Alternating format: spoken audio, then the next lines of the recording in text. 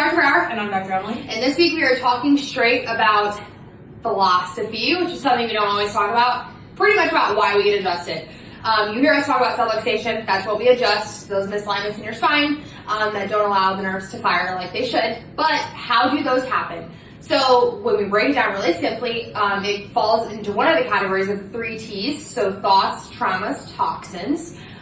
We have those in every aspect of our life. So trauma, something as simple as falling in the parking lot. I always tell parents when they're like, why do I need to get my kids adjusted? If you fell on your butt like they fall on their butt halfway through the day, you would be coming crying in pain. Why do we expect the kids not to? So that covers something like simple like that. This is the trauma category. Thoughts is, all the negative stressors that we have.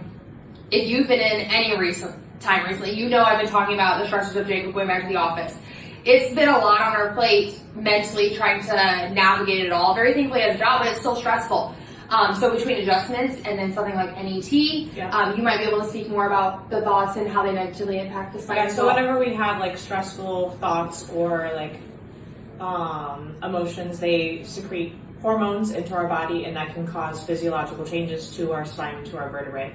The vertebrae actually run on the acupuncture system, so certain thoughts will cause certain vertebrae to misalign. So for example, anger will actually cause your T4 to misalign, and it all goes into like acupuncture causing different organs, and feelings are associated with that, and it all actually comes back to our spine. So I have a whole chart if anybody really needs to see it, and if you comment below and if you want the chart, I will upload it for you so you can see it. But yeah, all of our bad feelings that we don't deal with properly will actually cause misalignments in your spine.